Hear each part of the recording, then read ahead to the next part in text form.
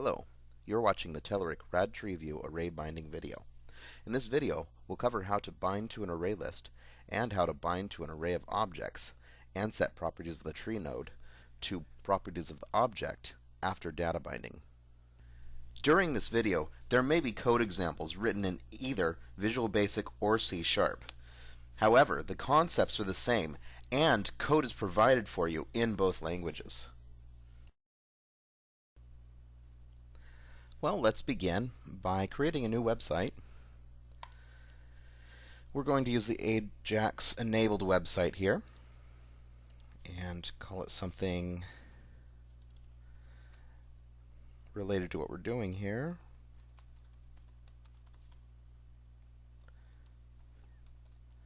Okay, that's right, we're going to be binding to arrays. We'll go to our design view, and we're simply going to drop one rad tree view onto our form.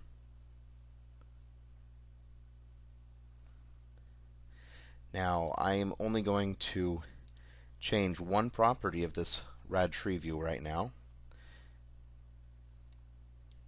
In the properties view, I'm going to change the ID to Movie Snacks View. Now, the example I'm going to show is pretty code heavy because we're constructing an array of data in code and then binding this rad tree view to that data. It's really going to be mostly in code. I'm going to try and spare some of the tedious bits by doing some copying and pasting. For instance, the check for is post back, so we only perform this operation if the page has been first loaded. Next, we're going to initialize an array list.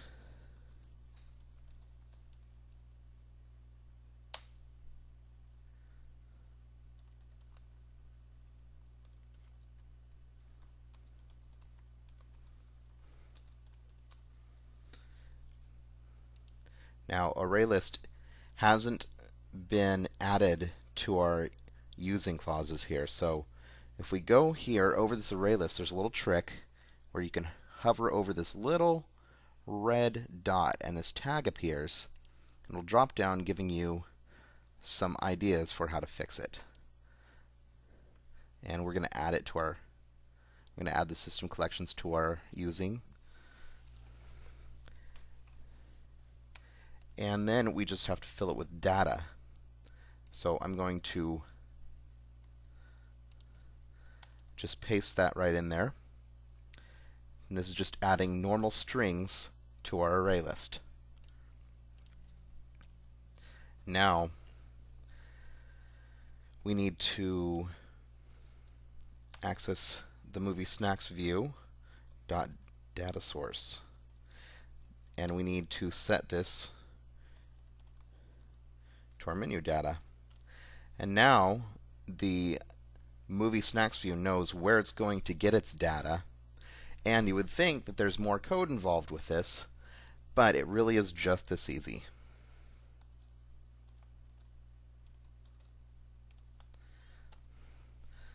So when we run this, we should have 5 items in our tree view. There's our debugging window. Just click OK on here.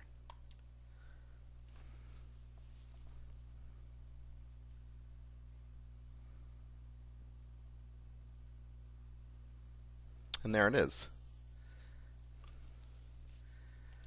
So that seems easy. We'll make it a little bit tougher though.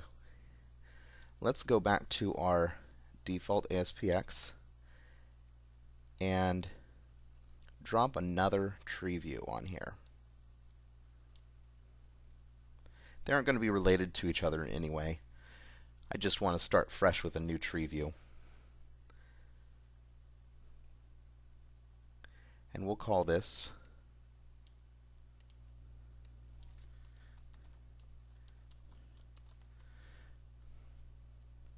just something different.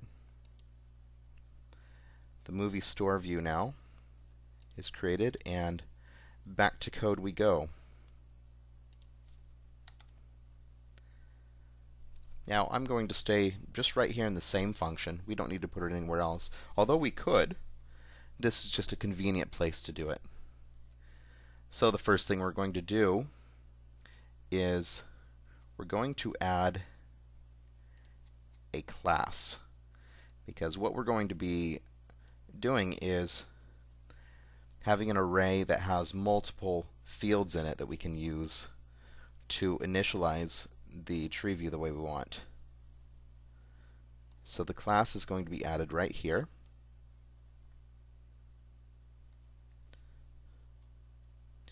And it's called movie product.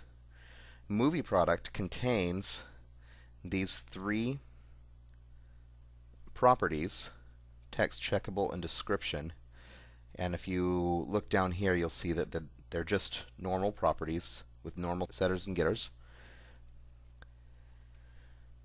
And of course you'll have this code example to play with. And we're going to need to create an array of movie products.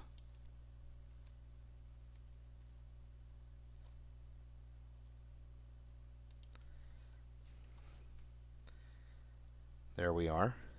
And we can populate this array at the same time that we initialize it.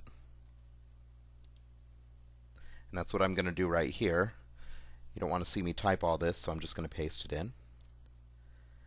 And what we have is the open bracket, so at initialization time, we're creating new movie products that are being inserted into this array.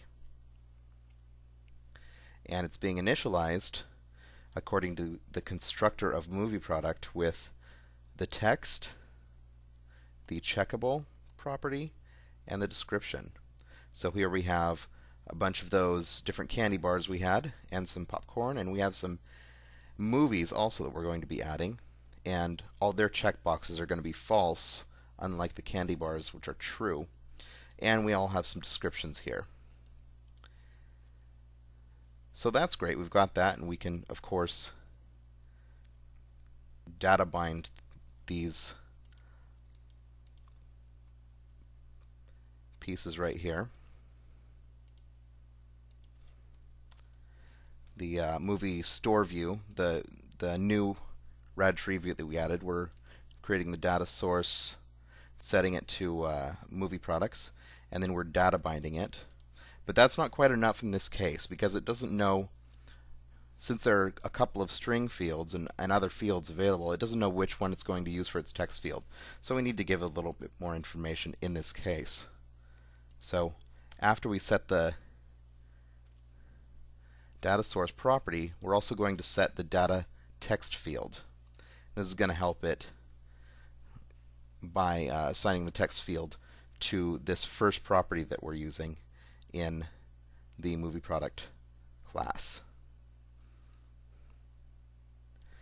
And I'm going to do one other thing here while I'm in code.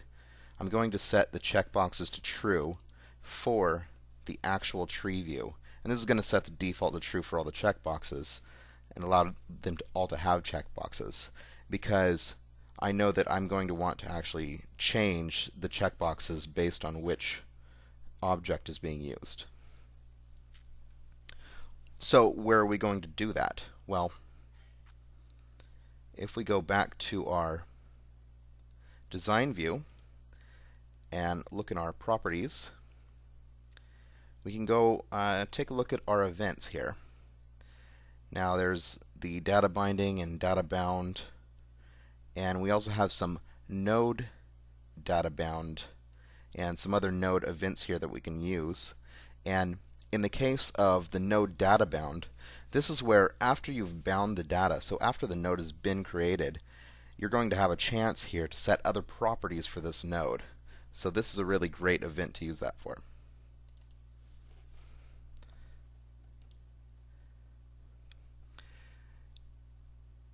In this event now, I'm going to add some code here. The E is the event args that was passed in here, and that's where you can access the node that was just populated. And we want to set checkable. What do we make it equal to? Well, the e.node.data item is how we can access the different properties in that object. And we have to know what kind of object it is so it can be cast properly, so we say as movie product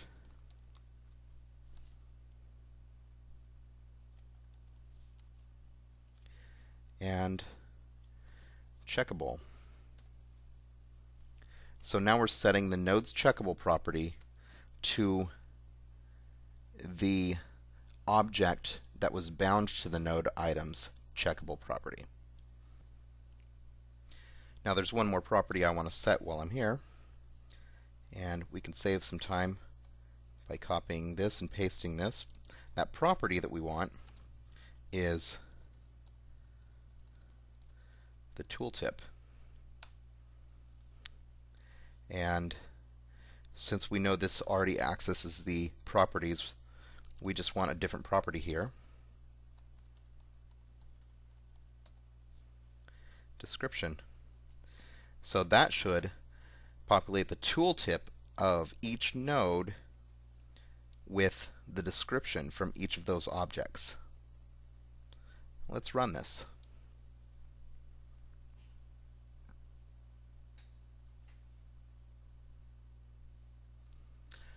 So here's our second tree view, and here are the checkboxes that we set only for the candy bars. And when we hover over these, we can see the tooltips are set individually for each one of the nodes. This concludes the Telerik Rad TreeView array binding video. In this video we covered how to bind to an array list, a list of objects, and how to set properties of a tree node after data binding. I hope you enjoyed this video, and thanks for watching.